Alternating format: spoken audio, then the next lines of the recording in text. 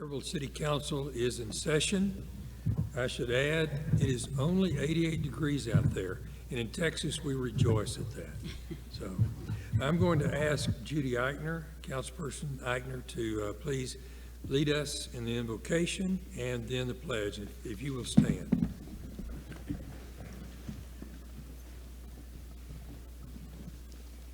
Lord, as we gather together tonight to do the business of the city of Kerrville, we come with grateful hearts. Grateful for the wonderful place we get to call home, where we can enjoy the beautiful outdoors with amenities like our river, the fantastic river trail, and our many parks. We're grateful for a community where we can live in safety, where people are respectful of each other and treat each other right. We're grateful for a community that is forward-looking and capable of taking on new challenges and endeavors that will help us grow and prosper. We're grateful for a community that has a big heart and gives generously when asked for many causes. We're grateful, Lord, for the leadership, professionalism, and competency of our city staff and all our first responders and those who put others before themselves. And lastly, Lord, we are grateful for your guidance and wisdom as we make decisions that affect each individual and our city as a whole. In Christ's name we pray. Amen. And if you'll join me in the pledge, they're going to lower it. I pledge allegiance to the flag of the United States of America and to the republic for which it stands, one nation, under God, indivisible, with liberty and justice for all.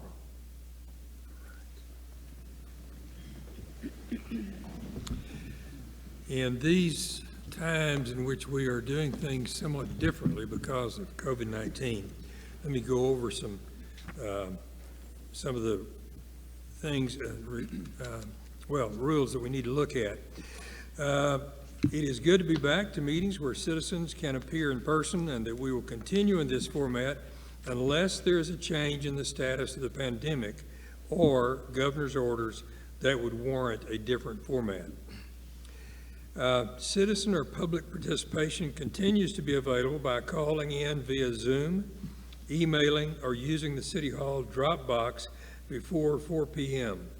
All of these instructions are provided online and in the agenda. I must say that our two primary numbers for Zoom, calling in via Zoom, are no longer working by Zoom, but the alternate numbers are listed there, so if someone doesn't get in with a primary number, they can go with an alternate number. If anyone present wants to speak on an agenda item, by now they would have been required to sign up when they came into the building. When speakers are called, they are to come to the podium in front of the stage and begin by stating their name and address for the record. Note that public comment periods are for council to set aside time to specifically hear from you. Any questions that you might have will not be responded to until after public comments have been concluded. Everyone shall also refrain from abusive, rude, or inappropriate conduct that hinders or disrupts official proceedings. This will allow everyone to hear and aid in the recording and reduce potential for confusion. And we thank everyone in advance for helping by respecting these rules of procedure. At this time, we come to announcements of community interest by staff member and then council members if you have something to share. So, Mr. Cunhas. Thank you, Mayor. Thank you, Council, and welcome back. It's been a great 3-day weekend. I trust everybody had a good time. We certainly want to welcome everybody here tonight. I'm glad that we can open up a venue again and have the public input that you talked about. We just have a couple of announcements tonight. Our library, as you know, is open again, has been for a few weeks now, but we're beginning to offer programs again. And so that's a step in the positive direction. The Kerrville Library this week is pleased to announce the return of the Brown Bag Book Club. First meeting will be this Thursday at noon in the library meeting room, and they have not picked a book yet. In fact, we're just going to talk about books that people may have read over the summer. and we'll make a selection about future discussion of future books at that time. But this has been a very popular event in the past. Registration is required, obviously, because space is limited. So we recommend that people who want to attend call the library reference desk, and that number is 258-1274, or you can go online to the City of Kerrville page. Look forward to seeing a lot of people there. As you mentioned, the River Trail is a big part of our city. We got to open a new extension last week. Had great turnout over the weekend. I'm just curious, by a show of hands, how many people walked it over the weekend. I know I did, and it was terrific. So we encourage everybody to go out there and enjoy that. We're up to just over 6 miles now with River Trail, and hopefully we're not anywhere near finished.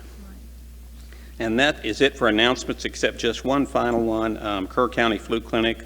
The Kerr County is offering a flu immunizations tomorrow, Wednesday, September 9th, at the Hill Country Youth Event Center. I think it runs from 8 a.m. to 5 p.m. all day. And so there is a little charge on that, but I think insurance and Medicare are both being accepted. So if you want to go out and have a flu shot tomorrow, it's a good day to do it. Thank you. Thank you. Okay, Council, any comments in regard to interests in the community? Just that River Trail is just some of the most beautiful cypress trees we've got. Just gorgeous. So Yeah, wonderful. right.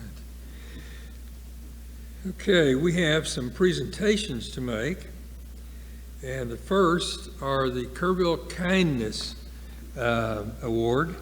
And let me tell you, I don't know who all is here tonight from these establishments, but we're recognizing Pint and Plow, Monroe's on the East End, Cartwheels, Rails, and the Humble Fork. So if you will actually come up here on the stage, we'll recognize you at this time. On the stage.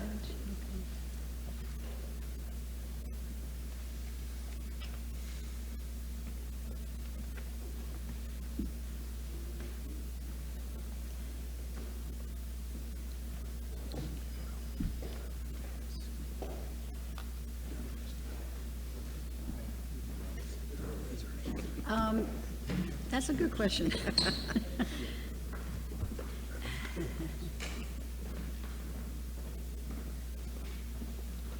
Stay right where you are, I'll be there.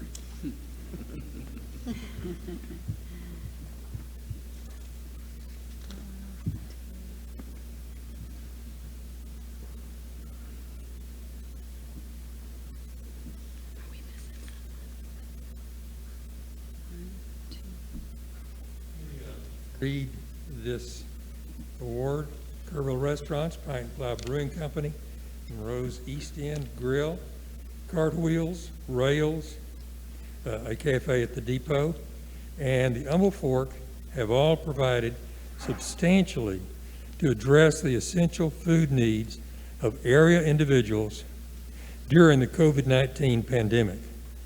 These restaurants have been on the front line in the battle against hunger, serving free meals to local citizens at a variety of food banks in the Kerrville community. And this is signed by me and the City Council. Now, just as I'm reading this, I thought, we need several more copies of this. I want you to display these. I want you to display these at your establishment. But great thanks. It has been so good to see you and others step out and help in a very tough time. Thank you very much. And let me ask you this. Do you recommend that we eat at your establishments? Okay, all right. Hold on to that and we'll get some more for you. Okay.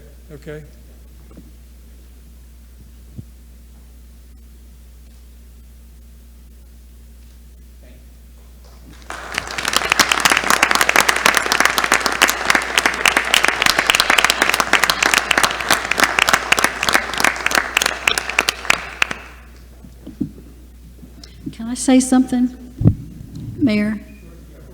Right. Judy and I were very involved in picking up these meals that were made and delivering them to people personally. And I only wish they could have seen the smiles on the faces of the people that received these hot meals, which was a rarity during that time. Anyway, I personally was so proud of Kerrville and the restaurants that stood up and made a difference. So, thank you. Well, and I think it's also important to say they didn't do it just once. They did it many times, and they were well received. Wonderful thing they did.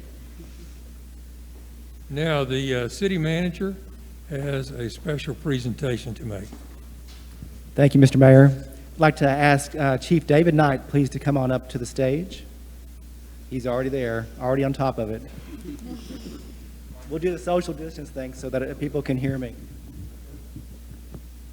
So I have this certificate of recognition to read about Chief Knight. For 25 years of dedicated service to the citizens of Kerrville.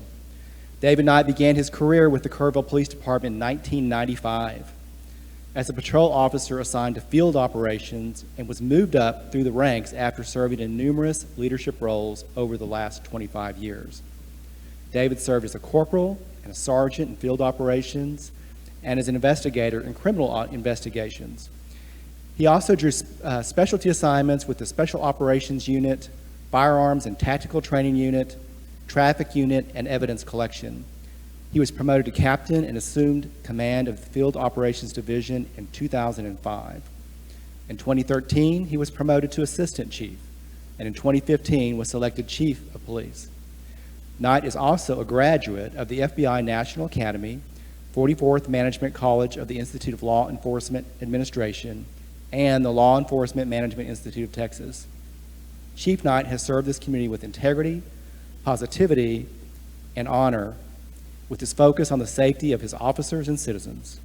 The city of Kerrville would like to recognize his accomplishments and contributions to our city and honor and congratulate Chief Knight on his retirement. Please join me in thanking him for his service.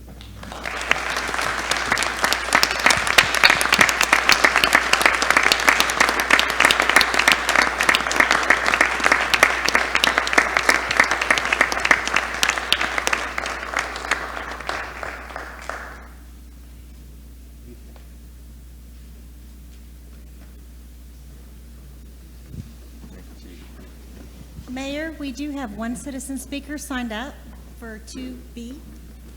Okay. That's this one. Renee LaFaso.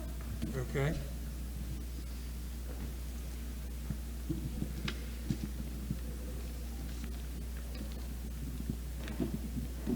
Hi, my name is Renee LaFaso Massey, also known as the Yard Art Lady, 24727 State Highway 16 North. Chief Knight.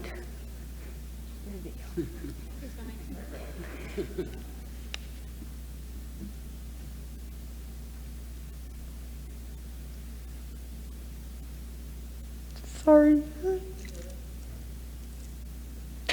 Chief Knight, you were there for me during one of the biggest tragedies I've ever had to deal with in my life.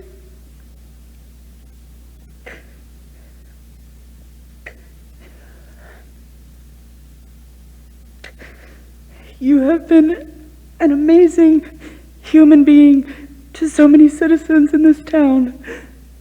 But for me personally, you have been a father figure that I really needed. And you're going to be terribly missed. But I'm glad you are still sticking around, because that would just be too much if you weren't.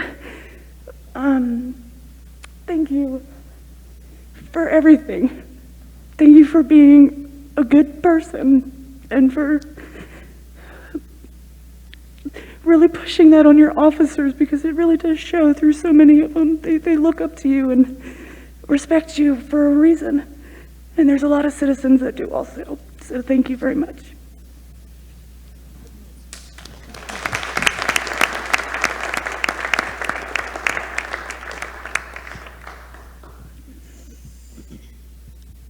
Okay, at this time, we want to recognize some folks who've served on boards for the city. If you'll please come up here on the stage. You might want to call him out. Do I? Call him out. Kenneth Early, Fred Gamble, and Bill Wood. Okay.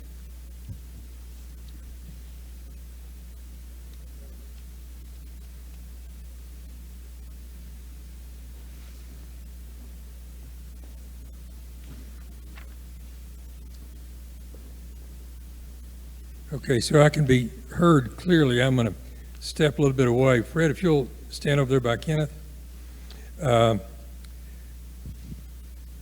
Bill Wood first.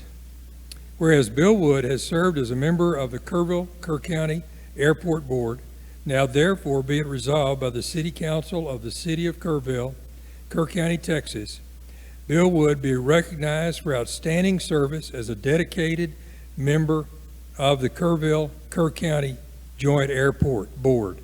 The City Council wishes to show appreciation for your willingness to serve on the Kerr County Joint Airport Board, and thanks you for your volunteer service to the City of Kerrville.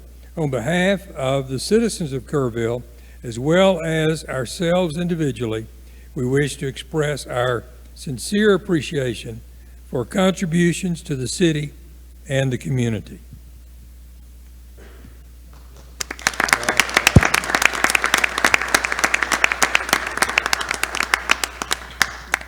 And I'm going to put my glasses on so I can do that a little better. Fred Gamble.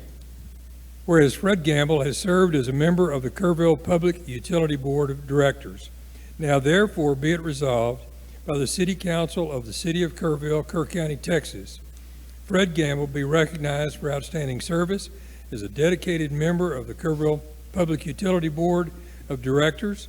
The City Council wishes to show appreciation for your willingness to serve on the Kerrville Public Utility Board of Directors and thanks you for your volunteer service to the City of Kerrville.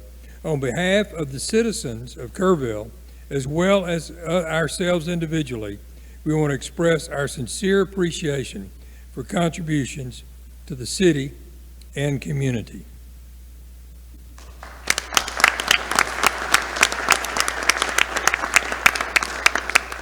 And I serve on that board, and Fred served ably as a board member and then as chairman of the board. Whereas Kenneth Early has served as a member of the Economic Improvement Corporation, now therefore be it resolved by the City Council of the City of Kerrville, Kerr County, Texas, Kenneth Early be recognized for outstanding service as a dedicated member of the Economic Improvement Corporation. The City Council wishes to show appreciation for your willingness to serve on the Economic Improvement Corporation and thanks you for your volunteer service to the City of Kerrville. On behalf of the citizens of Kerrville, as well as ourselves individually, we wish to express our sincere appreciation for contributions in the city and the community. Thank you, Kenneth. I think we're going to get a picture.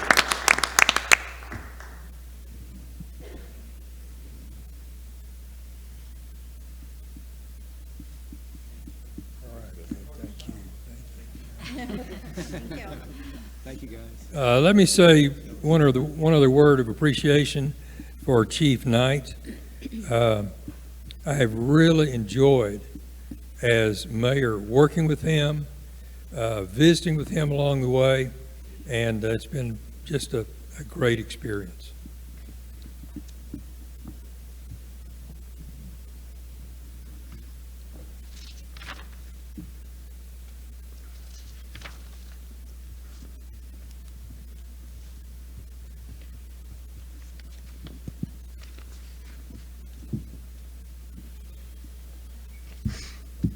And now we come to the Visitors Citizens Forum.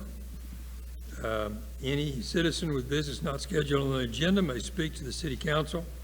Prior to speaking, each speaker must fill out the speaker request form and give it to the City Secretary. And the speaker request form must be submitted to the City Secretary before the item is called or read into record. And each speaker is limited to 4 minutes. Do we have any? Yes, sir, we have two. Bruce Strachey.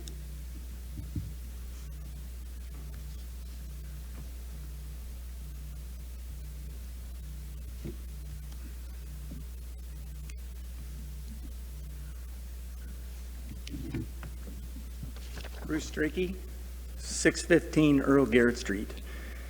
I just wanted to thank this council for leading us through this unusual time, to bring us back into a venue where we can meet together and have an opportunity to participate in the process in a way that is more like what we're used to. But this is such an unusual time, and Kerrville has set a standard in my mind, and through talking with other clients around the state, of how to do it right, how to reach out with compassion, how to bring neighborhood and community together, how to do things safely without doing it overboard, in a way that addresses the issues and the people and the place and our history.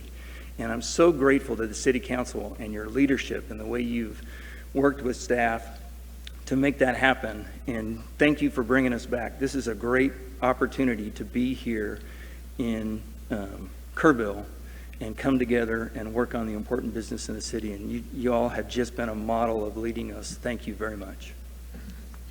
Thank you, Bruce. Jerry Wolf.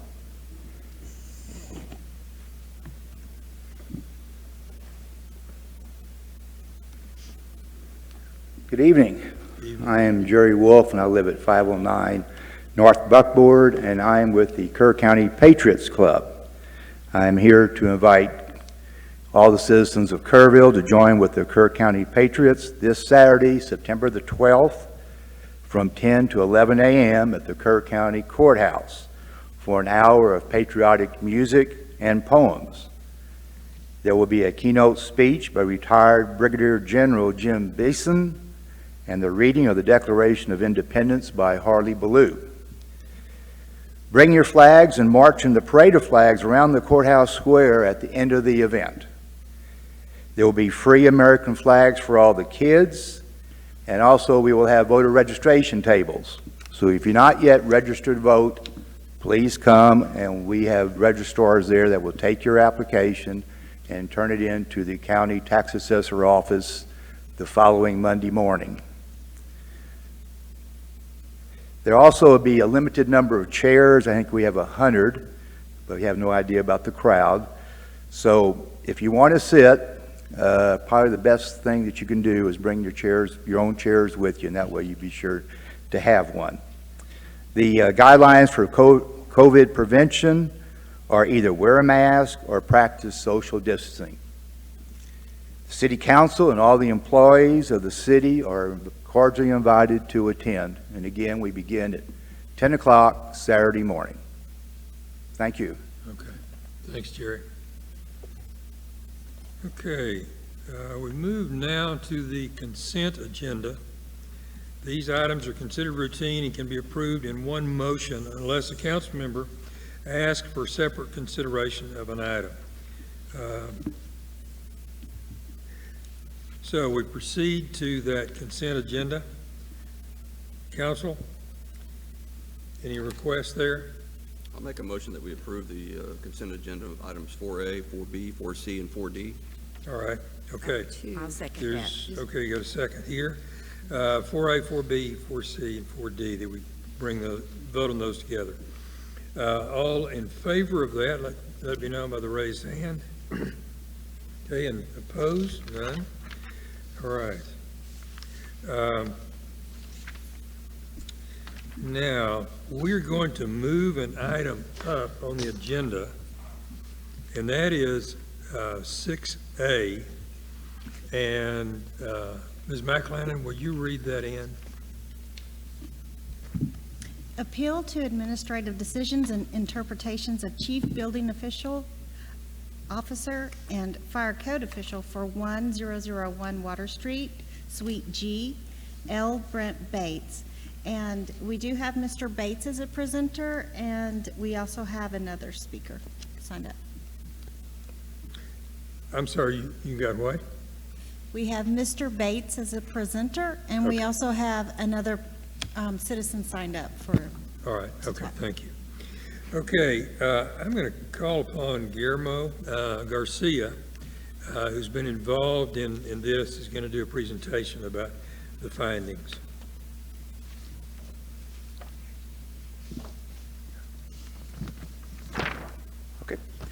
Good evening, Mayor and Council. The case before you is regarding Mr. Bates' project located at 1001 Water Street, Unit G.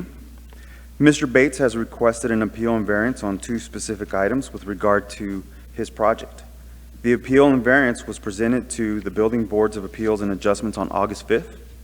The Building Boards of Appeals and Adjustment debated the item and in the end concluded that it would take a vote of no action. The code requires when the board does not make a decision within 5 days of meeting that that item will be presented at a regular council meeting.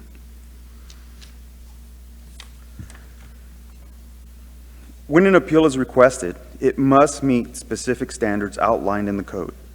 The appeal process is supposed to give an applicant the possibility of relief from a misapplication of the building codes. Mr. Bates must demonstrate the chief building official and the fire marshal's application of the code is against the true intent and meaning of a standardized building code or any of the regulations thereunder have been misconstrued or incorrectly interpreted. The variance process is supposed to provide relief in a unique situation without, and I stress, the lessening of health and safety interest. The standard for granting a variance is much higher and requires the applicant to demonstrate that the enforcement of the codes would do manifest injustice to include the following 5 items. None of the five findings will apply for this particular case. To understand how we got here, it is important to go back to the beginning of the project. The permit application was submitted on August 16, 2018 for an unfinished basement, office space on the first floor, and an unfinished second floor. You can see a copy of those plans on page 25 of the appendix. Plan review comments were provided, and in those comments, the fire marshal's office identified a fire flow issue. The fire flow test results indicated a flow of 2,169 gallons per minute, and the requirement for the initial construction type was 3,000 gallons per minute. It is important to communicate that the construction type of this building has changed numerous times and finally settling on a 5A construction type. The fire flow still does not meet the required 2,500 gallons per minute for 5A. This is important because if there is not enough flow of water, it has the potential to impact the fire department's ability to suppress a potential fire. In the initial plan review, the fire marshal's office also communicated the occupant load for the building as 74 occupants per floor with a total occupant load of 222. The permit was issued on 9/28/2018. Throughout the construction, the fire marshal's office was in communication with Mr. Finley about fire flow and other issues. Mr. Finley communicated that the construction type would be changing to 1B. This construction type requires a fire flow of 1,500 gallons per minute for the size of this building. However, we would later be informed that the construction type would again change, eventually settling on 5A as mentioned before. We also received a letter from Mr. Bates later that year that communicated to us that no interior work had commenced and that they are simply trying to get the shell of the building dried in. And when the floor plans are finalized, the interior finish out permit would be applied for. In April of 2020, the former chief building official, Danny Batts, received a complaint about the project. Mr. Batts visited the project and found a number of issues that were concerning, one being the structural integrity of the building, and 2, that finish out work was being conducted without a permit. Mr. Batts would instruct staff to issue a stop work order for the project. Mr. Bates would submit a permit application for the finish out of the project. It was during the plan review that the fire marshal's office recalculated the occupancy load based on the new information submitted to 71 occupants per floor and a total occupancy of 213. Mr. Bates, in his application to BB&A, requested an appeal and variance on 2 specific items. The first is an appeal to the occupant load as calculated and wanting the city to grant an exception. The second is to allow an alternate method to provide enclosure and protection of occupants by installing a partial sprinkler system. The occupancy load for a building is based on its intended use. To establish an occupant load, we rely on the city's adopted International Building and Fire Code. The code specifically calls out how to calculate the occupant load by dividing the floor area by the occupant per unit of area, which is identified through the table that identifies the various functions of space. The table can be found on page 37 of the appendix. You will see that the table identifies numerous functions of use. Since this is a business occupancy, we would use 100. The calculation indicates that there would be 71 occupants per floor and a total occupancy of 213. The exception that is being requested in the code states, where approved by the building official. I state again, where approved by the building official.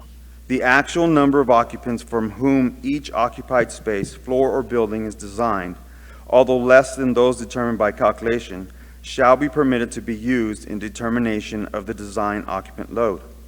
I will stress again, where approved by the building official.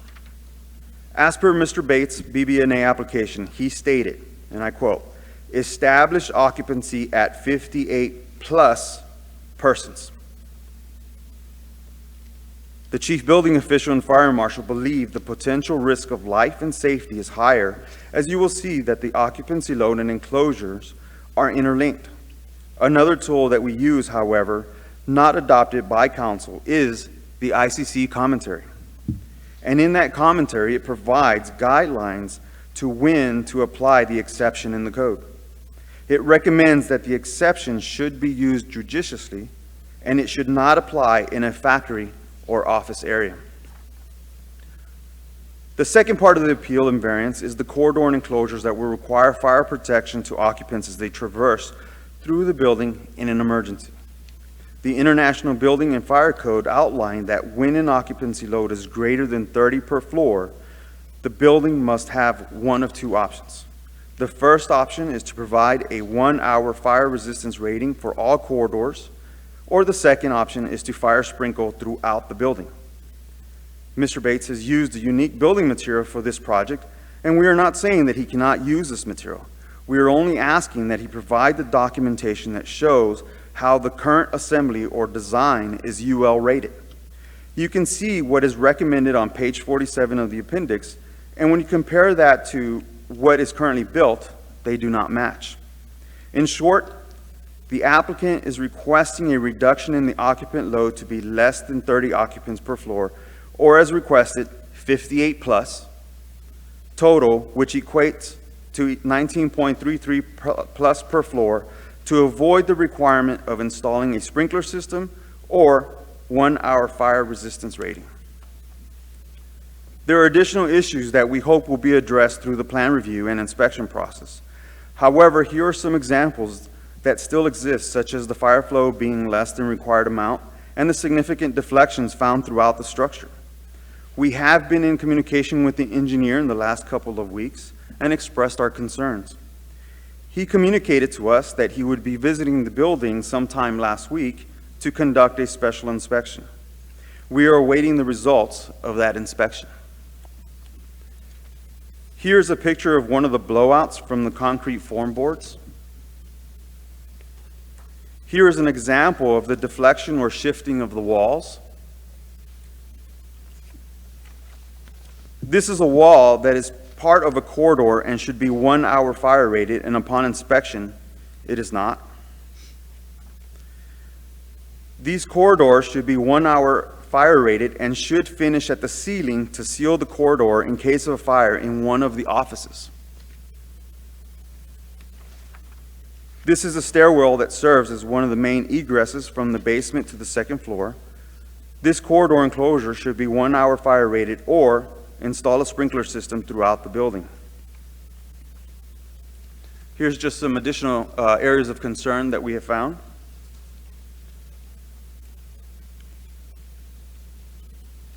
So has the chief building official and fire marshal interpreted the code incorrectly? The answer is no. Is there manifest injustice? The answer is no.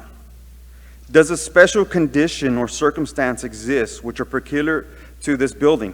The building type is no different from any other commercial building type found throughout the city of Kerrville. Does a special condition and circumstance result from the action or inaction of the applicant? The actions created by the applicant have caused circumstances that are being discussed here today. Does granting the variance request confer on the applicant any special privilege? Yes, this will grant a special privilege for this construction type that others have not received. Does the variance granted make the minimum variance that will make possible the reasonable use? It would lower the safety standards for this building. By granting the variance, will harmony with the general intent of the code remain? No. By lowering the standard occupant load for this business use, it will be detrimental to the public health, safety, and welfare. In conclusion, the appeal of both issues do not meet the requirements to overcome an application of our codes. The occupant load nor the corridor enclosure requirement of installing a fire sprinkler system or 1-hour fire-rated corridor is being misinterpreted or applied incorrectly. The request to lower the occupancy load to 19.33 plus per floor, and more specifically as requested in the application, total occupancy of 58 plus persons, is to avoid the requirement of installing a sprinkler system or 1-hour fire-rated corridor. Our concern is the health and safety and welfare of the public. By reducing the occupant load, we diminish life safety of this building. The codes are designed to address worst-case scenarios, and the code serves as our guide as we ensure the overall health, safety, and welfare of the public. Any questions? Council, any questions? No. All right, okay. Let's hear from Mr. Bates.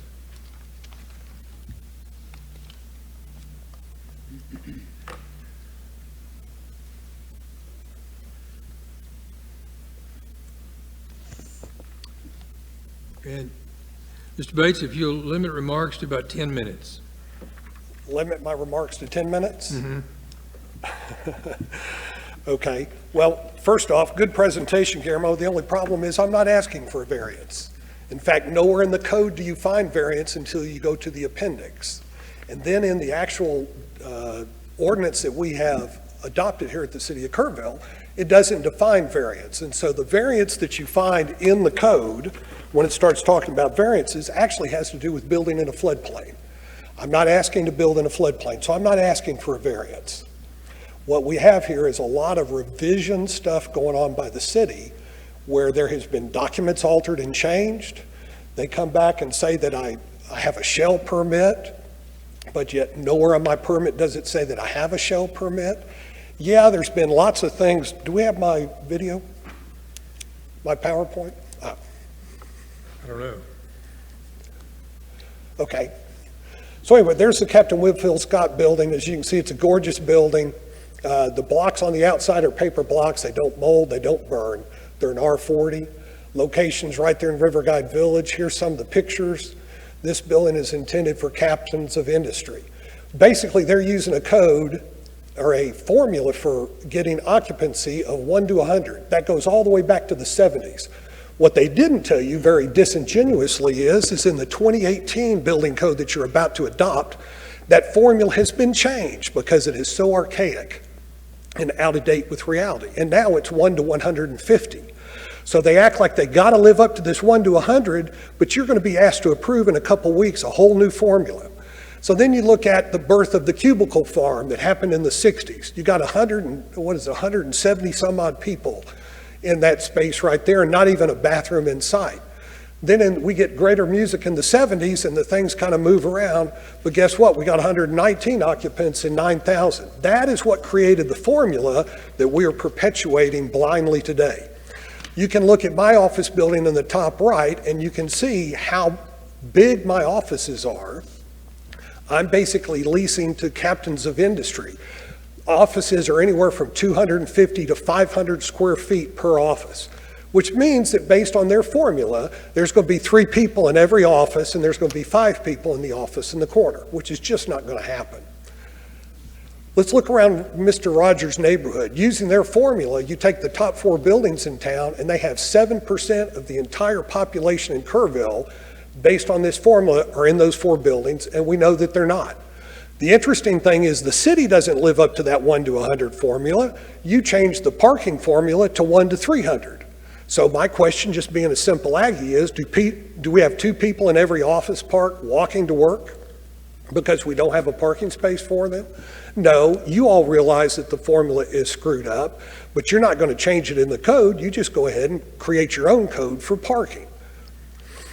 So, why occupancy load is such a big issue? And you'll see that this question is, how's it calculated? And you see over there on the right, it's a simple formula is what they're using of 1 to 100. Well, why do they use that formula? Well, because if the occupancy is low, it changes the kind of doors you have, it changes the kind of corridors you have, it changes the kind of finishes that you have to have. And guess what? You have no sprinklers required. You may have some possibility of fire corridors. But if it's high, bingo, we get what we're really after. Because basically the fire marshal and the chief building official said in the appeal, they're all after a sprinkler system. That's what they want. Well, here's where they have a problem. 101.3, intent. The purpose of the code is to establish the minimum requirements to safeguard the public health, safety, and general welfare through structural strength, means of egress and egress, facilities, stability, so on and so forth. So basically, it's not we give them the max in Kerrville, which was said in the appeal by the building official. We always use that formula because we give them the max. Guess what? 101.3 is the 3rd paragraph in code. And if anybody knows anything about reading code, you have to start at the beginning, and the intent is the model that you look at all code through. So they're not trying to work with me and figure out what the minimum standard for anything is.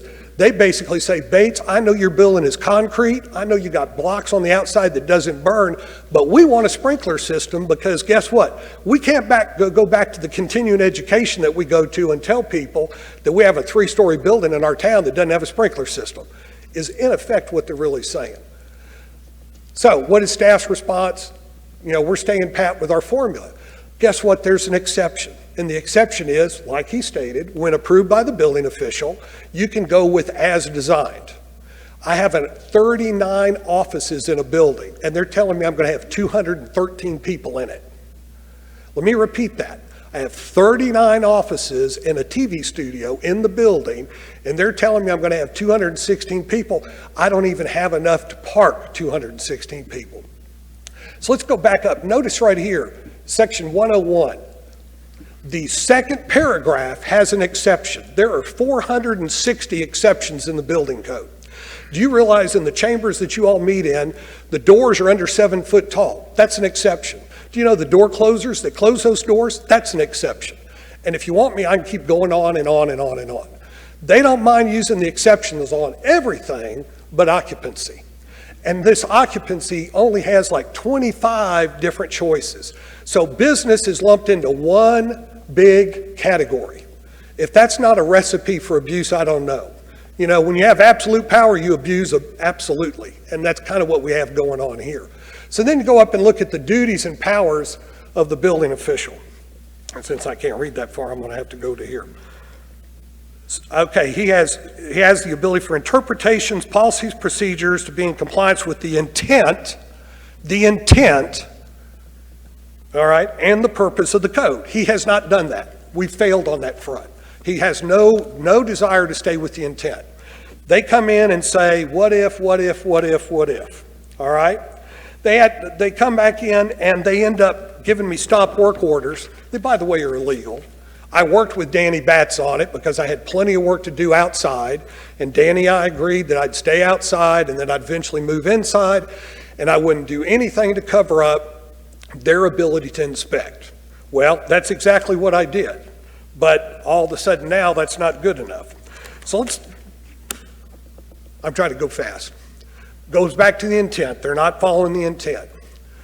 Code violations by the city staff.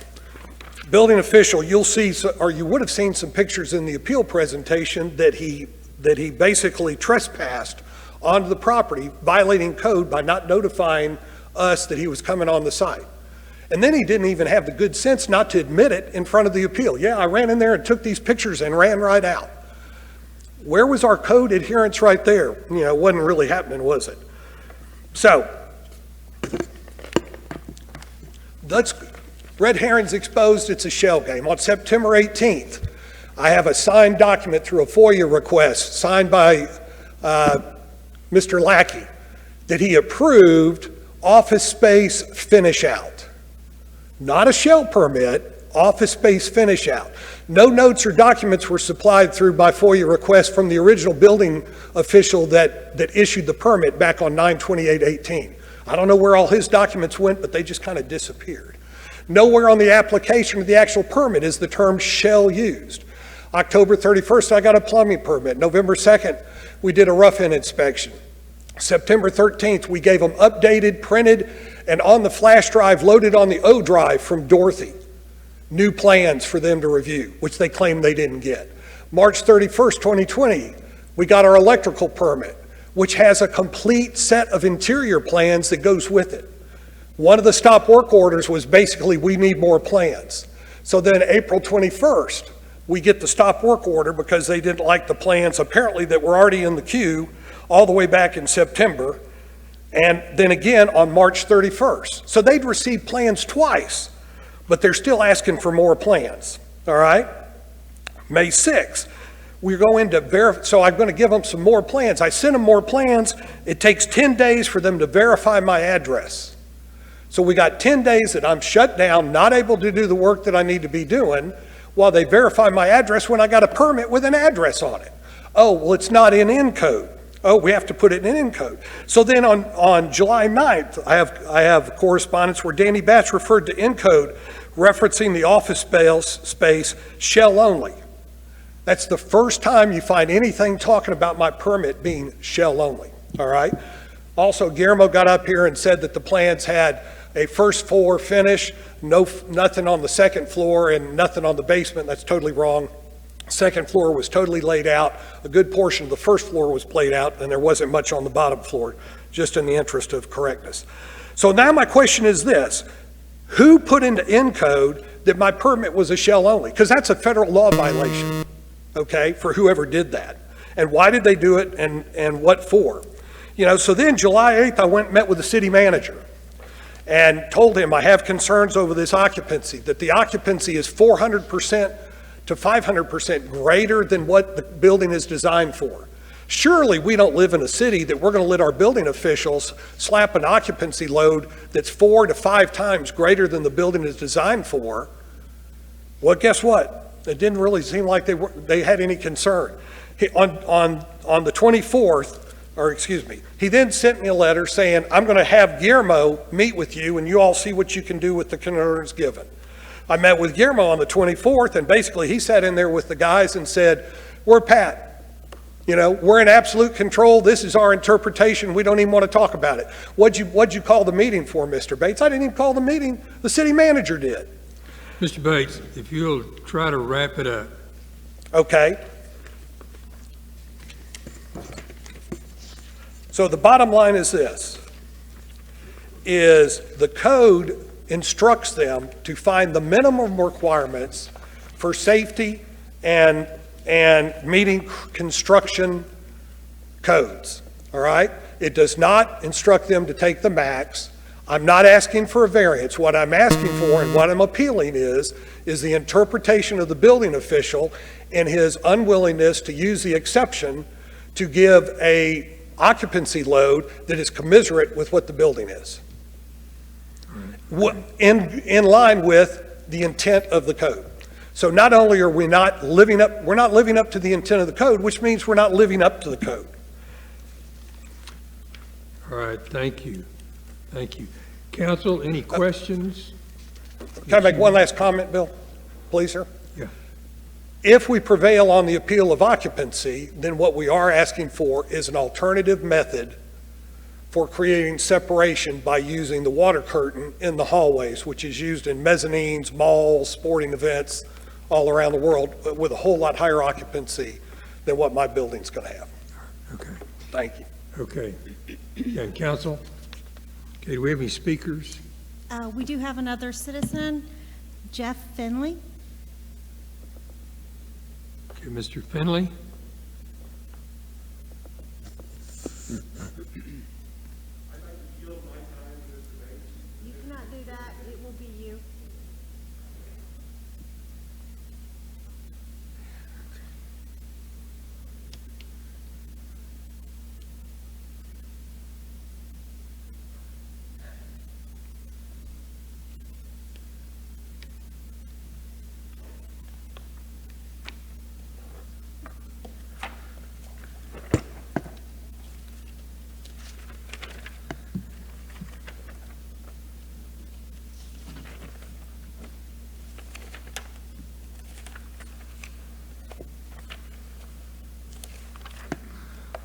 Okay, could the PowerPoint go back up, please?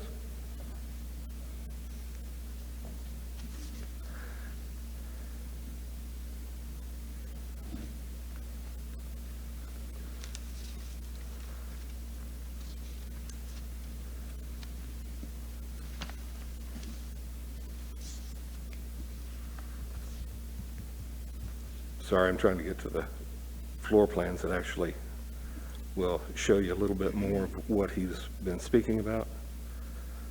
Mr. Finley, if you'll take your mask off, and Sure. we can understand you better. Evidently, in your packet, there are some floor plans of the building that you're looking at.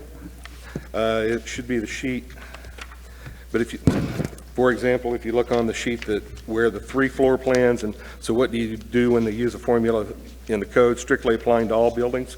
That one on the top is a typical floor plan for what you're looking at in this building.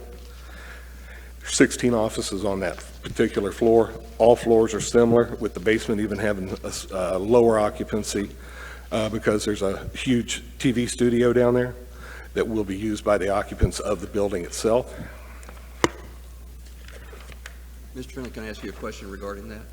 I'm sorry? Can I ask you a question Sure. regarding that? I understand that's the current floor plan. Is there anything in the design of this building that would prohibit, if I bought it 10 years from now, to go in there and reconfiguring that? If you go in and reconfigure it and add occupancy, you'd be obligated to go to the building permits office and receive a permit. But it can be changed. It could be changed. Okay, thank you. Ultimately, it would be work because a good number of the walls in that building are the block that he's talking about. It's not just where you could go in, pick up a lot of the walls, slide them over, do whatever. It's by the same, let me just change that scenario then. Let's say I bought the building 10 years from now and put in a telephone call center and I didn't reconfigure it. Could I put more people than what you're asking for? I suppose you could. It would be a very chopped up particular sort of circumstance with that. But it's possible.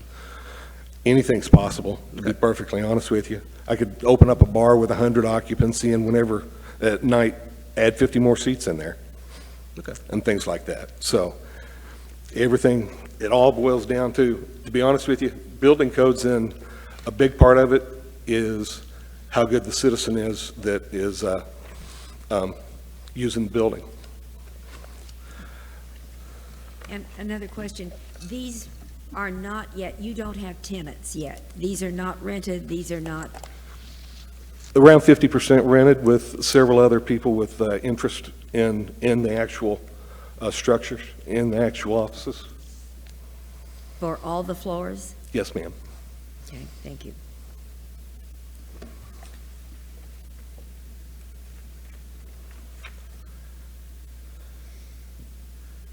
And I think I ended up hitting the library tail end of that. Are there any other questions? I don't think so. Okay, Thank you, Mr. Finley. thank you. All right. Okay. Any questions, any other questions from the council? I have a question. I was curious about your insurance, Mr. Bates. Would they not require a sprinkler system throughout for liability purposes?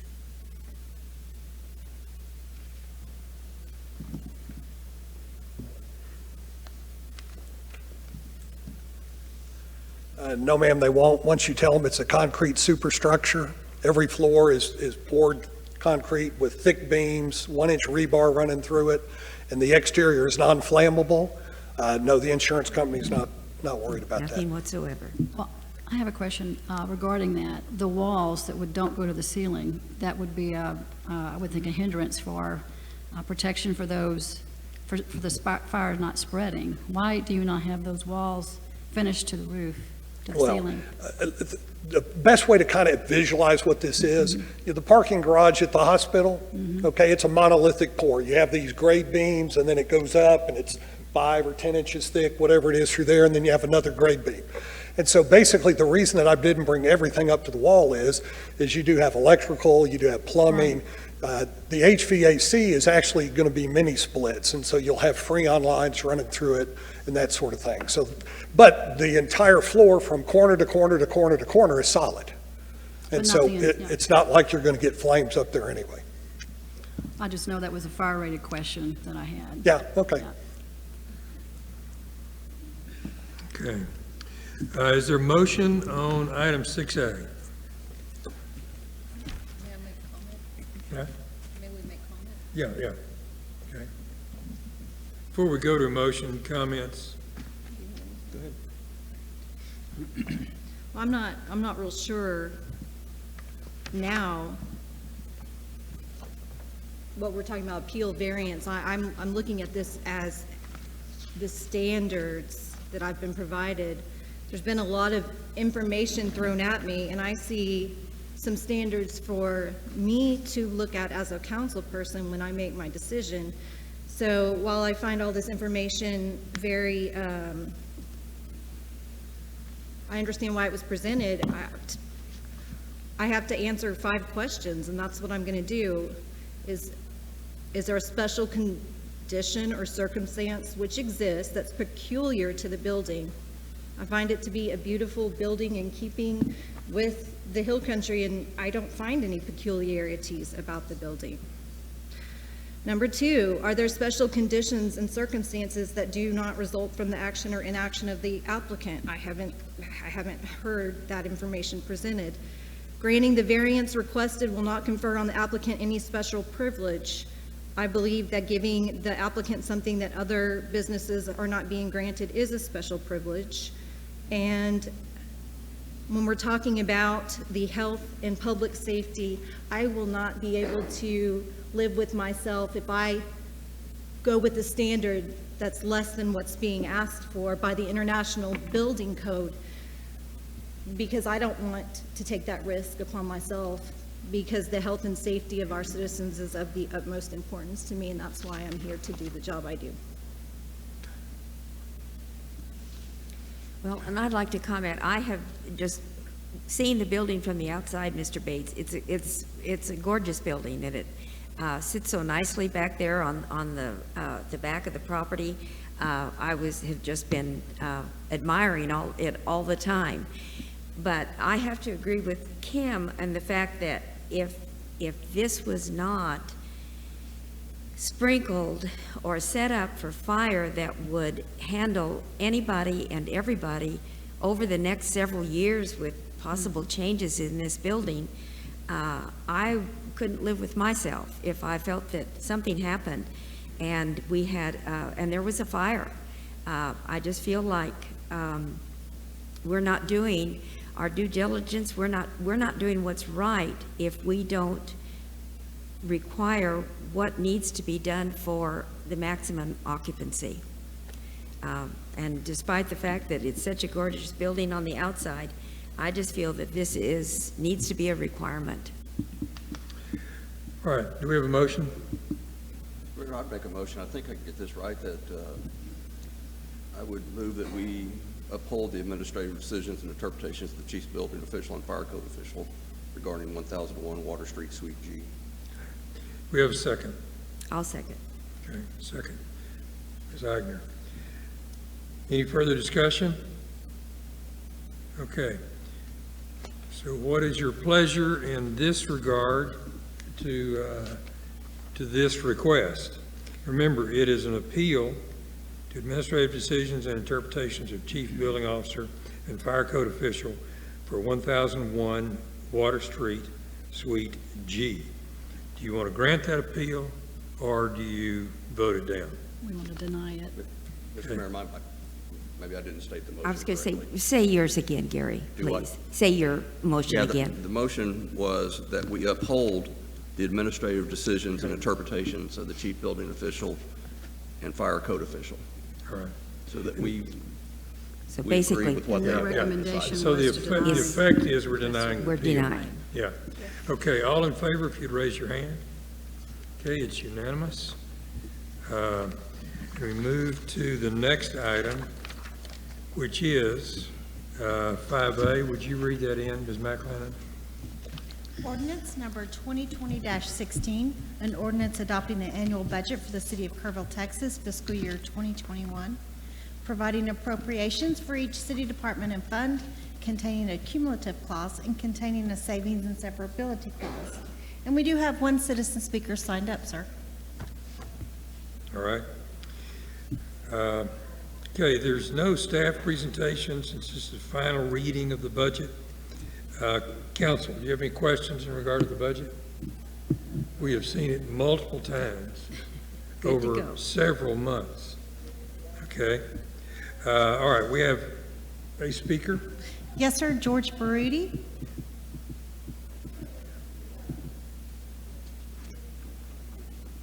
This on or off? What are we doing? Am I on or off with this? You can take it off at the top. Okay. All right. So I'm George Baruti, 1616 Glen Road. So at the last council meeting, there were considerable discussion about the sustainability of the current and future budgets of the city. The main areas of concern were the following: increasing reliance on debt to support the general fund, increasing reliance on property tax to support maintenance and operations, and use of the one-time revenues being used for ongoing annual expenses. And then, of course, increased deferment of maintenance obligations. Each one individually would be a sign that a city is living outside of its financial means. However, when all four are occurring simultaneously, as they are here in Kerrville, it is a desperate sign that new pathways are needed. The deferment of maintenance obligations is Kerrville's biggest problem, as I see it, and the management of street paving program is the largest and most obvious case. As per the city's most recent street assessment from 2019, by the beginning of the current fiscal year, the city had accumulated over $28 million in deferred street paving obligations. Those are obligations, not discretionary spending. According to that same report, and based on the projected budgets for the next 5 years, the amount of deferred maintenance obligation will have grown to just under $40 million by the end of fiscal year 2025. That is accounting for the full use of the recent bond proceeds, as well as over $2.2 million in annual expenditures by 2025. Council cannot continue to view ongoing maintenance obligations such as street paving as discretionary spending, and must realize that streets are no different than debt obligations. In our case, the principal on the debt is currently $28 million, and the annual interest accruing is $4.25 million, as presented by Fugro report in 2019. Yet we are choosing to pay less than half of the interest due each year. What would happen if I had a loan and could only pay half of the interest accruing and none of the principal? I would think the loan would probably be called in.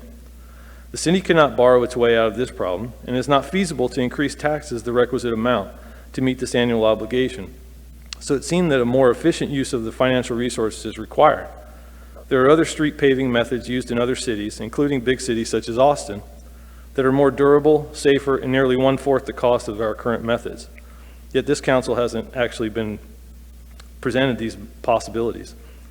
We will be inviting a new and exciting business to town on a later agenda item. I'm fairly certain that Killdeer Manufacturing did not get where it is today by deferring its maintenance obligations like we are, because they certainly realize the catastrophic failure that awaits an entity that ignores its obligations. At the end of the day, one or more of you needs to show the courage and leadership to say the emperor has no clothes.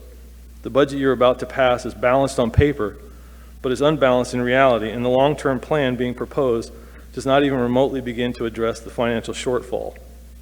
I can't stress enough, I mean, obviously I keep stressing it, but to cease looking at streets as just a discretionary spending item. It's not. It's an obligation that continues to grow each year.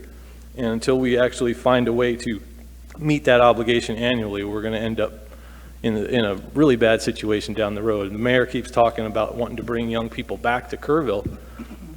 You need to set them up with a financial situation that they can come back to and sustain. Thank you. Any other speakers? No, sir. Okay. Any questions from the council? Okay. Do I hear a motion in regard to the budget? I would like to approve the ordinance number 2020-16 on the second reading. All right. You get a second? I'll second. Okay. Mr. Cochran? Sir, we do have to have a record vote. Okay. All right. Will you call that? Yes, sir. Okay. Councilmember Cochran? Just, I vote in favor. Councilmember Clarkson? I vote in favor. Mayor Blackburn? yes, in favor? Councilmember Eichner? Yes, in favor. Councilmember Sigerman? Yes, in favor. All right. And next, ad valorem tax. Would you read that in, Ms. McLennan? Ordinance number 2020-17, an ordinance levying an ad valorem tax for the use and the support of the municipal government for the city of Kerrville, Texas for fiscal year 2021, providing for apportioning each levy for specific purposes and providing when taxes shall become due and when same shall become delinquent if not paid. And we do have one citizen speaker. One? Yes, sir. Okay, all right. Council, any questions before we take public comment? Okay, again, we've seen this any number of times. Okay, if you would read the name of the person to speak. Bruce Strachey. Oh, yeah. He's flagging us off. Okay, council, any other discussion on I this? would like to go Okay. ahead and approve ordinance number 2020-17 on the second reading. All right, And it's also a record okay. vote. Second? I'll second it. All right, okay, Ms. Siegerman. All right, got a Councilmember motion and a Cochran? second? In I'm favor. sorry? Councilmember Clarkson. I'm in favor. Mayor Blackburn. Yes, I'm in favor. Councilmember Eichner. Yes, in favor. Councilmember Sigerman. Yes, in favor. Thank you. All right, 6B, the fee schedule. Resolution number 18-2020, a resolution amending the City of Kerrville fee schedule by revising fees charged for various services and uses provided or offered by the city. Okay. The fee schedule has been reviewed and discussed as part of the budget on several occasions, so there's no staff presentation. Council, any questions? All right. Do you have anybody to speak to this? No, sir? Okay. In that case, is this a record vote? No, sir? Okay. All in favor? I'll move of- that we approve resolution number Yeah, there you go. 18-2020. And I second that. Okay. Mr. Cochran seconds it. I get ahead of myself. Okay, all in favor, if you'd raise the hand. All right, that carries unanimously. Okay, the Killdeer Mountain Manufacturing. And what we need to approve tonight is to approve and authorize the city manager to execute agreements with Killdeer Mountain Manufacturing, KMM, EIC, and KPUB substantially in the form presented. Okay. Killdeer Mountain Manufacturing Business Development Project to include the following agreements: Economic Development Grant and Real Estate Purchase Agreement, Economic Development Incentive Grant Agreement with EIC, Chapter 380 Economic Development Agreement between the City of Kerrville, Texas and the City of Kerrville Economic Improvement Corporation, Economic Development Incentive Agreement between the City of Kerrville, Texas and the Killdeer Mountain Manufacturing, Inc., Kerrville Public Utility Board Loan Agreement. And we do have 10 speakers signed up. However, one is Kristen Hedger and one is Gil Salinas. Okay, okay. All right. Okay, Mark well, McDaniel, Mayor and City Council, Manager. thank Yeah. you. I want to start by thanking several individuals. I've been doing this each time I've had an opportunity to speak about this project because it has been such a huge team effort. Certainly Gil Salinas and KEDC Board for their work on this. but primarily the Hedger family and the KMM team for working with us on this and having faith in Kerrville and working with us on a deal that I think is a benefit to the entire community. I also want to thank the EIC board and the city council for your guidance in helping to shepherd this project along for these past several months. The KPUB board and Mike Whitler for wanting to be involved by providing a low-interest loan supported by EIC funding. And of course, the governor, lieutenant governor, and speaker, all who will support this with incentives from the state as well as the Texas Workforce Commission. And certainly my staff, EA and Mike, isn't my staff, but Mike's been such a team player in helping us to get to this point. We do have Kristen Hedger and Gil Salinas here with us for questions, as Shelley mentioned. This next slide is the project schedule. So as you all know, it's been a long road to get us to this point in this final stage. The governor had to approve and announce the state incentives before we could reveal the project. That was a requirement of receiving those incentives. So that happened on August 13th. On August 17th, I made a full presentation before the EIC board regarding the particulars of the city and EIC incentives, which were subsequently covered thoroughly by the newspaper. On August 19th, the KPUB board approved the loan agreement before you tonight with strong unanimous support. Then on August 31st, the EIC met to conduct a final review of proposed contract language before essentially approving the contracts after a public hearing on September 3rd, which leads us up to tonight, final action by the council. So as the mayor mentioned, this is the recommended action before you tonight. There is a final review being conducted by the KMM highest leadership as of today. And I was on the phone with the KMM and their attorney this morning, hammering out some of the final details. So we're waiting a response from the leadership. And so at this point, what we're asking is that you authorize me to execute, first of all, approving the agreements that you're not signing, and then approving or authorizing me to sign the ones that the city is signing, if they are substantially in the form presented, which means that all of these are consistent with the term sheet that you all have seen and approved. If there's a significant change from that, or substantial as the motion mentions, then we're going to come back here and ask for you to approve that. So that's why we're presenting it this way. So at this point, Mr. Mayor, I've already gone through all the details of this project previously. I won't go through all that tonight. I can answer any questions that you have or others might have. All right, okay. Council, any questions of the city manager? Yes, sir. Okay, again, this is one we've been apprised of repeatedly, over and over, so we know where that is. Now, we have speakers to speak on this issue. Yes, sir. Danny Alman.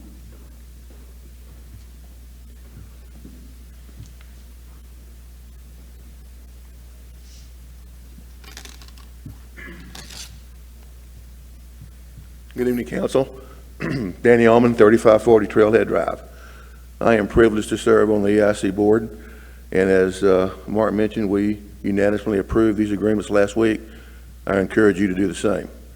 I am very excited about this project, mainly for the jobs that it's going to bring to Kerrville. We've talked a lot about wanting to retain our youth here in town, and these jobs are going to be of the pay scale that hopefully it will attract our high school graduates and college graduates from Kerrville to stay in town and contribute to this beautiful community.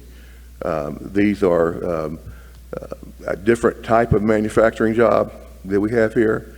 Hopefully, it will open up opportunities for other companies to come that may be ancillary to Killdeer, but also to see that Kerrville's name is on the map for being able to support this type of process. So again, I also want to thank, I think Mark and his group have done a fabulous job. Gil, I remember when you mentioned to EIC that there was this company from up north that was thinking about moving down here. That was a long time ago. We've gone a long way from a company thinking about moving down here to where we are tonight. And Gil should be very proud of the job he's done in helping to get that to where we are today. So again, please vote in favor. John Anderson.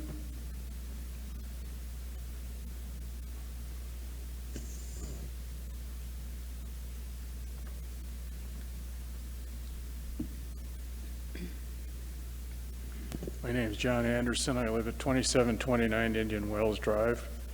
I have not been part of this project.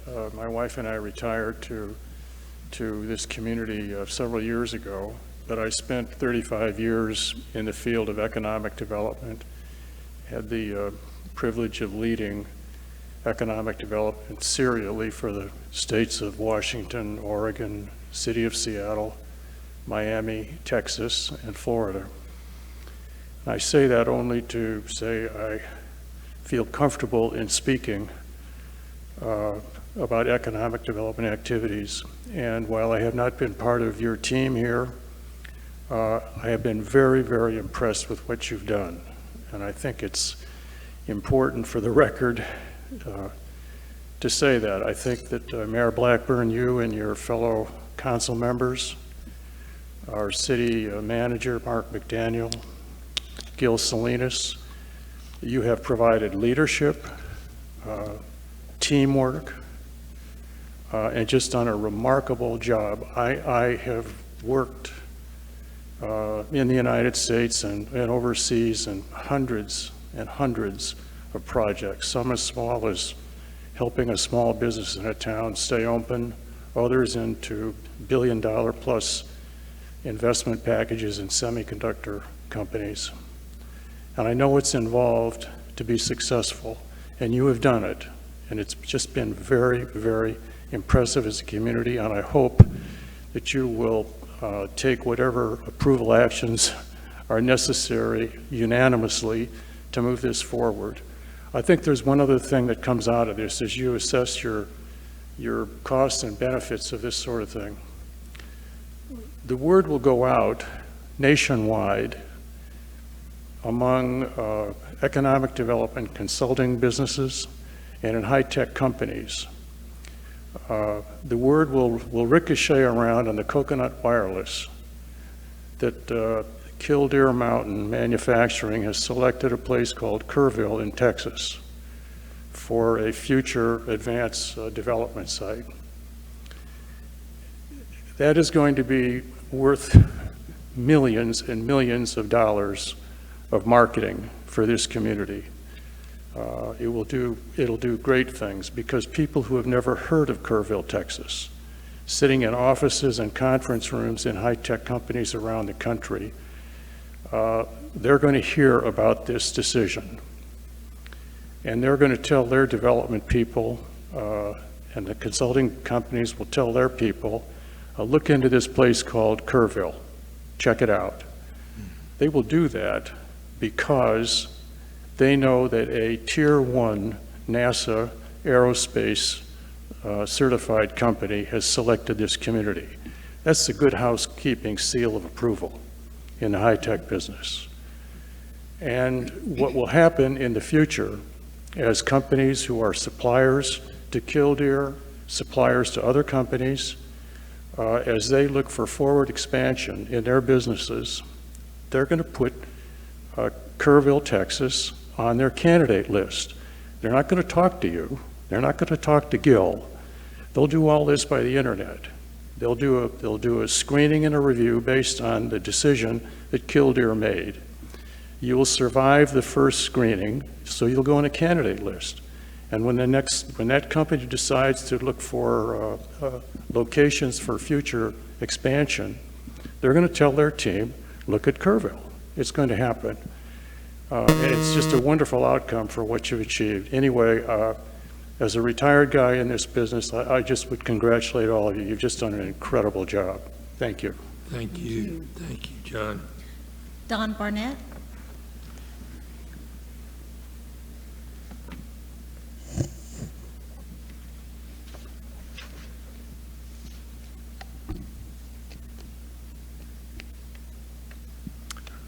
Don Barnett, 3 Antelope Trail, Kerrville.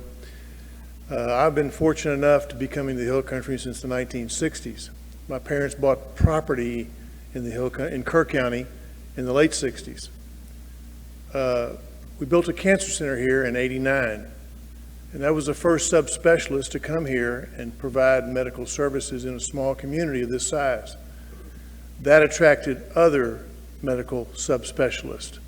And today we have over 100 physicians in this area, which is a very competitive market to be able to have those kinds of services in a town like Kerrville, Texas, competing with the large cities. We have great physicians here. This project, I was on KEDC for about 6 years. We started with Fox Tank, then we moved to James Avery. Those were great projects, well done, and done timely. But this project had the opportunity to fail because of the length of time it takes to negotiate, to work through problems, to look at what needs to be done, and more importantly, to bring along our state partners who made this project really go well. Who should be applauded here is Mark McDaniel, because he pulled this through, and it takes a lot of effort to maintain confidentiality, because that will stumble a project so quickly. And the people in North Carolina wanted to keep this, North Dakota wanted to keep this project. And they were shuffling, I'm sure, at the end, trying to make this deal stay there. Yes, this is going to provide us jobs. We're going to probably put $8 or $9 million in the payroll of people in Kerr County, and that cannot be said enough about that. We need these kinds of jobs. The future of Kerrville is very bright, and thank you for approving this project. Thank you.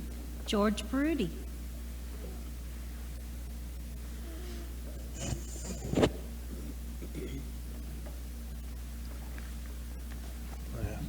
George Baruti, 1616 Glen Road.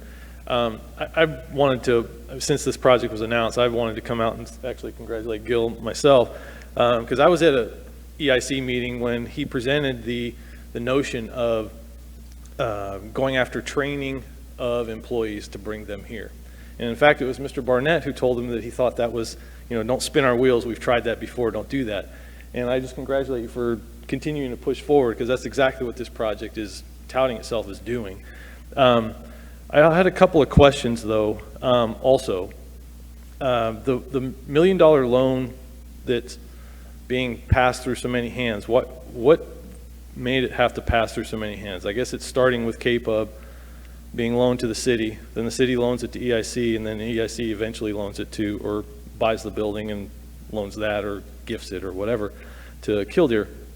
That seemed a little bit curious as to why we had to go through so many. And then the other question was, some of the EIC documents talked about purchase agreement or some contracts being signed in April and May, and I was just wondering if did I miss something, or was that done not publicly? Anyways, that's all I really have. Okay.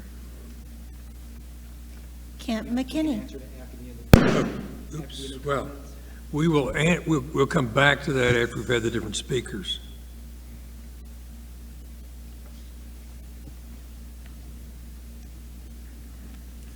I'm Kent McKinney from 3420 Trace Circle in Kerrville. I'm also on the EIC, and would like to just kind of remind everybody of the common quote about good luck meaning preparation, meeting opportunity. And we've been very fortunate in our community in the past to have somebody, the council and the community, support the formation of the EIC in the first place, so we'd be prepared. And we're prepared well now with the great staff we have, with Gil here, with the KEDC and Mark and the council and all the players involved. And so thanks to all the good work and hard work and the preparation, when the opportunity came, we are now ready, to accept a really great addition to our community with the kind of jobs we've really been looking for. And so thanks to all of you for getting this all put together, because it's going to be really super addition. So thanks. Thank you, Kent. Maggie McGee.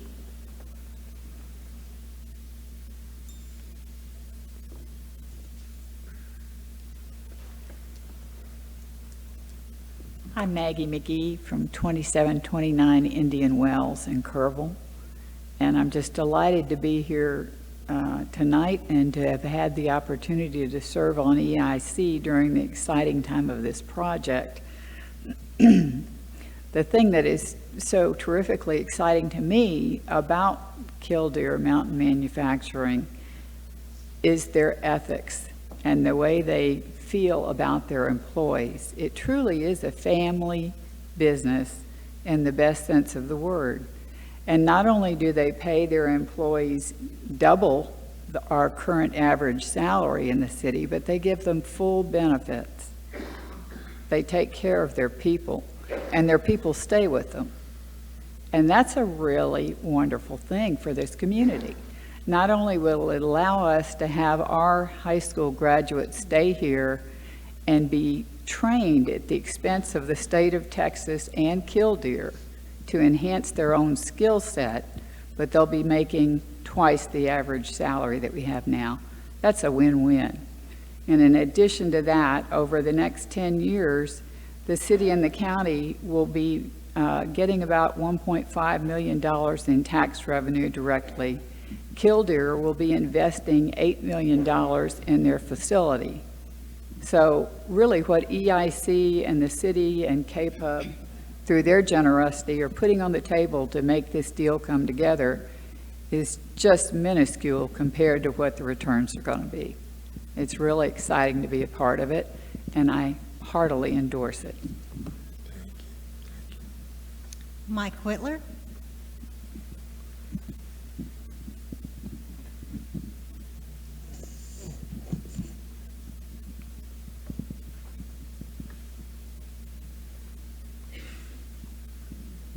Good evening, council members. I'm Mike Whitler, General Manager for Kerrville Public Utility Board at 2250 Memorial Boulevard.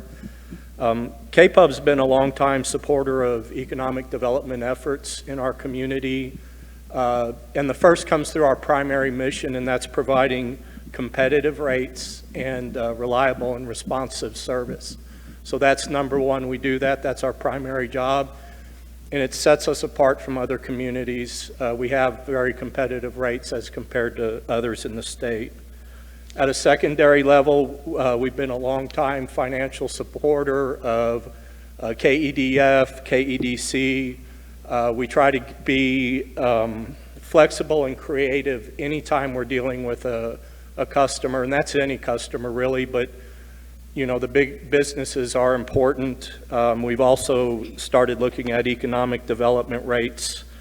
We're pleased to help support this project with a short-term loan to help purchase the building.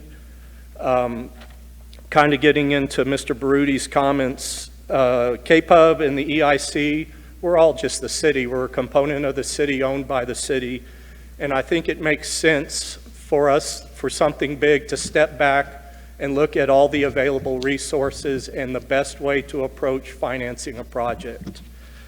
The loan is administratively simple and cost-effective.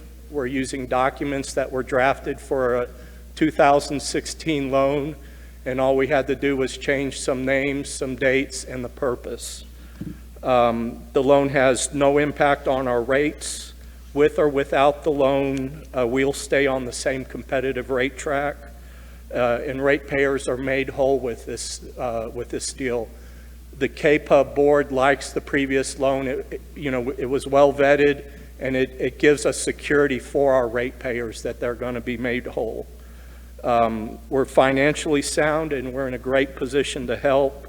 And the timing of this loan actually fits in well with our financial long-term financial forecast and our power supply needs, which are really driving things, and we have things happening in 2023, 2024.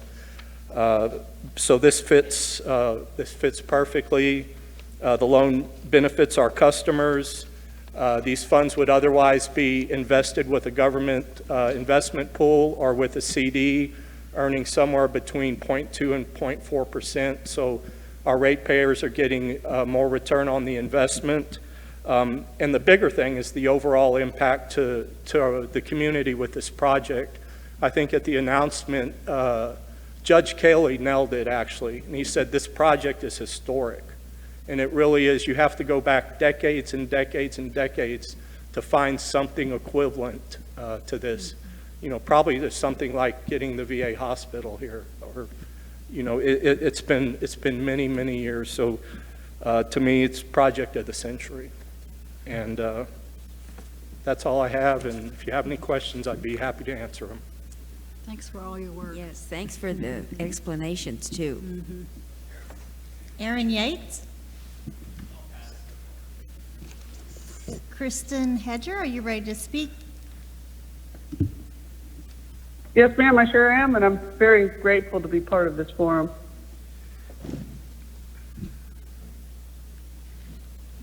Go ahead, ma'am. Oh, I thought that Aaron Yates was going to speak next.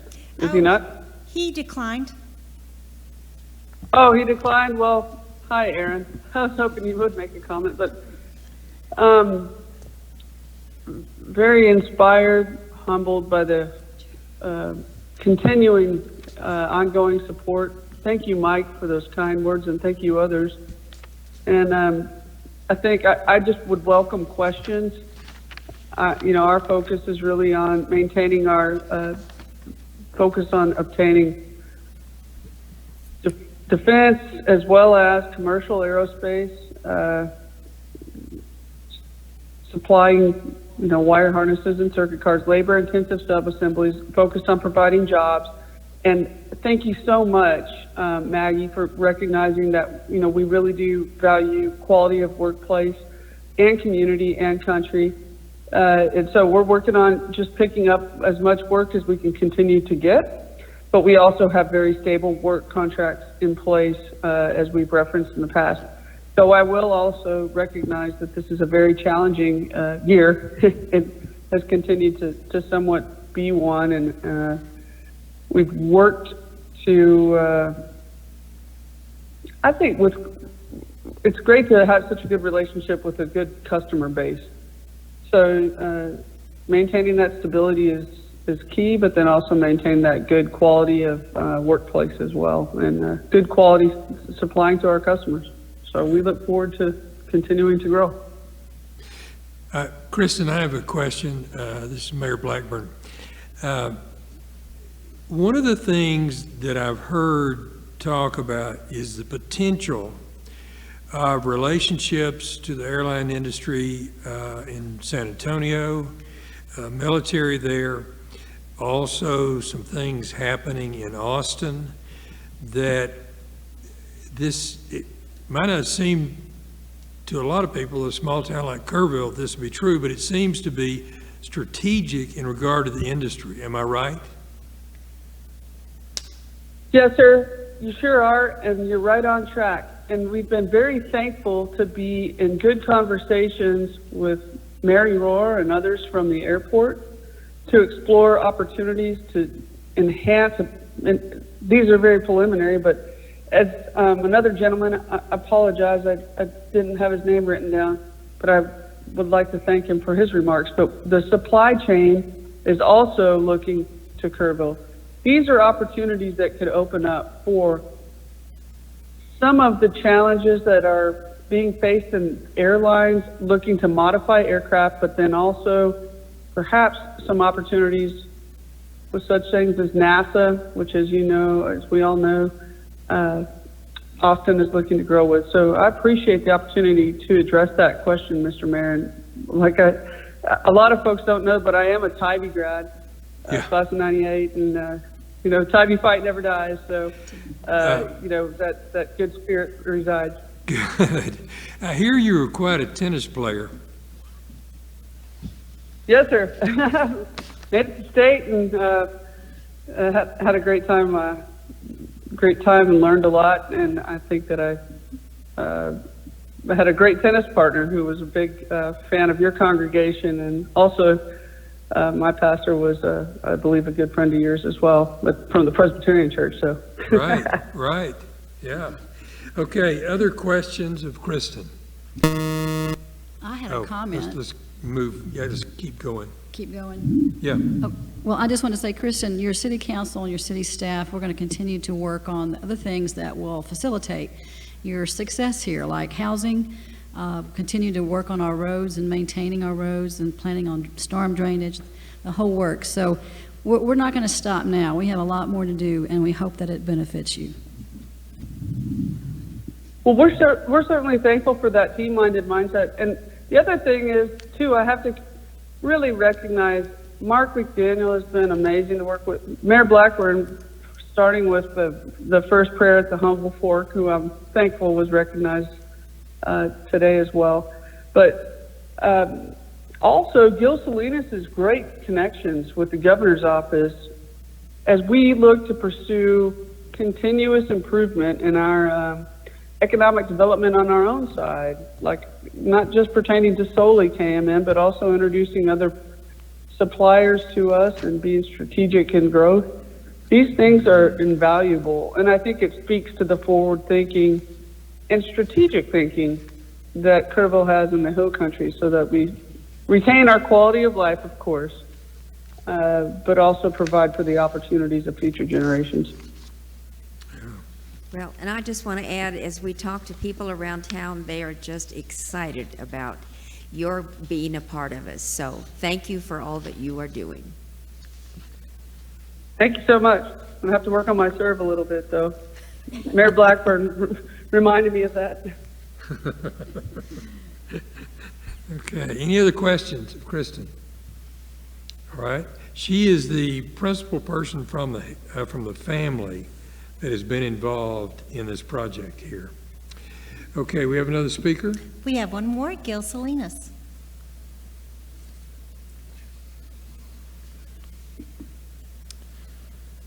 Thank you, Mayor, members of the council. First and foremost, I'd like to thank everybody that came up here and spoke about the project, mostly in support of. If you paid close attention, everybody mentioned something along the lines of community. And that's something that we had said in the announcement, that it truly, I really saw the community come out here, and that includes you all, Mark, and, pulling this deal together. The other thing that stood out also was John Anderson, and I'm not too sure if you know, but he's considered a Jedi master in economic development. So people definitely know him. So him coming up here and just kind of mentioning how a project like this is really going to get Kerrville out there nationally and internationally, I'm here to say that that's happened already. Within the next 2 days after the announcement, we started fielding some calls in the office, and these were prominent site selectors where they called and, well, we saw the announcement and talked to us about Kerrville. And then I'm like, well, that's fantastic. So let me start working on my pitch, right? So that process has begun. Okay, so I'm going to share just a quick story to help provide a perspective as it pertains to economic and social impact that a project such as Kildare Mountain Manufacturing will have in the area. I was at a chess tournament. My youngest son plays chess several years ago, and I was stopped by a parent. And I think some of you all that sat in my interview process, I had mentioned this particular story. And he stopped me and said, hey, you're the one that brought the Seda Manufacturing to our town. This is in South Texas. And Seda is an advanced manufacturer. It's a high-end CNC manufacturing operation. They work on engine blocks, engine heads, and disc brake rotors. They are a tier 1 supplier to an OEM, which in this case is a Fortune 500 company, which is Caterpillar. This company also was a recipient of the Texas Enterprise Fund Award, hence the governor at the time announced the project. This company is owned and continues to be owned and operated by a family. This family is out of Italy. And they, at the time, needed help both with the land and the building in making ends meet for this project to come into this community. So after negotiating, going back and forth, they finally said, we'll commit to 300 jobs, very good paying jobs over a 10-year period. So I don't know, but there's a lot of similarities in that particular project several years ago to the one that we're working today. So this person goes on to say at the chess tournament, I just want to personally thank you for helping bring this company to to the Rio Grande Valley. He was one of the first hires of this company back in 2014. He started on the shop floor, and within a year, he was promoted to management. He's now one of the company's directors. He splits his time between South Texas and their facilities in Italy and Shanghai, China. He's making a very good wage, full benefits, supports his family now of 5, in an area where at the time, and they still need this, very good paying jobs. Since then, this was 2014, 2015, the company, which originally said there would be at 300 jobs in 10 years, they've already surpassed that today.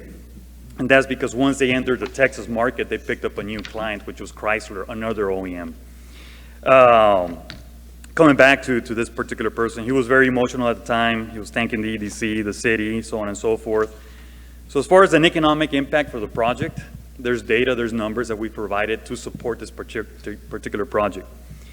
When it comes to the social impacts of a project like this, it's really hard to quantify with numbers. What I can say is that a project like this is how we start to move the needle as it pertains to creating economic wealth, creating, sustaining a diversified economic base, putting disposable income in the pockets of our local families, increasing the household per capita income, and in turn, this is the disposable income that's going to be used to support our local small businesses, which will create, in this case, traffic in our downtown for our businesses in downtown. And in turn, if you start connecting the dots, these are the families that are going to be using our quality of life amenities such as the river trail. That's economic development, once you start to really see that impact in connecting the dots. So the way I like to quantify it is that the story that I told you is just one story out of 300 plus, they've surpassed the 300 marker already, 300 plus stories that pertain to this particular project down in South Texas. That is the social impact. And that is, in addition to the economic impact, the social impact that a project such as Killdeer Mountain Manufacturing will have in a place like Kerrville. And it starts with the decisions we have to make. Case in point, what we have to do today. Thank you. If there's any questions, I'll be happy to answer any questions. All right. Council, any questions of Gil? Just a big thank you. Yep, a big thanks. Mm-hmm. Thank you. Thank you very much. Gil was also instrumental in getting Elon Musk's SpaceX to Brownsville. Now, he hadn't threatened to do that here, but anyway. That's a whole different story. That's another story. Yeah. Yeah. Okay. All right. Thank you. Thank you. All right. Now, let's come back to Mr. Barudi's 2 questions. And Mark, you want to go Yes, at that? sir. So I think Mike Whitler covered the first one, but Mike Hayes, as far as the way that we sequenced or structured the deal with KPUB, with the city and EIC, you might want to cover the 4B law and all that. Right. EIC is a construct of state law. We have to follow state law. Would you move your mic a little closer? Thank you. We have to follow state law with respect to how the term is financial obligations. And so one of the authorized ways that the EIC can enter into financial obligations is via a 380 agreement with the city. So that's what we did. So KPUB's loan the proceeds come to the city, and the city then conveys those proceeds to the EIC via the 380 agreement, which is in essence the reason for that one extra 380 agreement. Then the other question, thank you, Mike. The other question had to do with some dates that were back in April, May timeframe that were referenced. Those are related to the purchase contracts for the building and the unimproved land, which were contingent upon future approval of EIC and council, which is happening tonight and happened at EIC last week. Okay. All right. Okay. Any more questions, council? Okay. If you're in favor of the Killdeer project and the city manager executing the necessary documents, would you please raise your hand? You want to make a motion? Oh, yeah, a Actual motion. I keep forgetting. Who wants to make a motion? I'll make a motion. We all do. Yeah, okay, we got three. Okay, Okay, Sigerman, Eichner, and Cochran. For all of us. Yeah, okay, all right. Would you like to join in that? Sure. Yeah, okay. Go ahead, Judy. All right. I move that we approve and authorize the city manager to execute agreements with Killdeer Mountain Manufacturing, KMM, with EIC and with KPUB substantially in the form presented. I'll second it. All right, okay. Got a motion second. If there's no further discussion, all in favor, please raise your hand. All right, good. And it carries unanimously. Thank you. Thank you. Thank you. Okay, information discussion, are we doing a follow-up on COVID-19? Yeah. Briefing and possible action as to the city's ongoing preparedness and response to COVID-19 coronavirus. Good evening, Mayor, members of council. Got a very brief update for you tonight. Once again, not much changing on the COVID scene, and very pleasing for what we're seeing happening in the city. As of close of business, 5 o'clock Friday afternoon, Kerr County was at a total of 453 confirmed cases.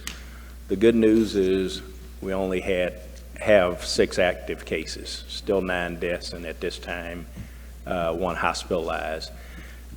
Key date we need to keep our eyes on. You may remember that after Memorial Day, there was a huge spike in COVID-19 cases. September 21st will actually mark the 14-day mark after Labor Day, when everybody was out and about and having fun and not social distancing or wearing masks. So here in Kerrville, along with the state and on a national level, everybody's kind of got their eye on, are we going to see another spike 14 days out from today? For the reporting period, August 31st to September 4th, there are a total of 401 tests conducted, 12 confirmed positive for a 2.9% positivity rate.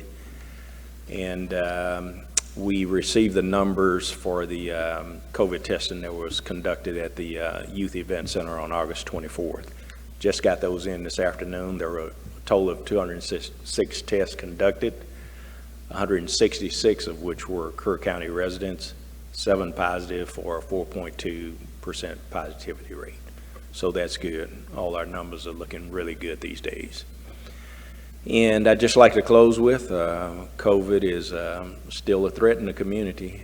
So we want to encourage everybody to continue their social distancing where they can't maintain the 6 feet.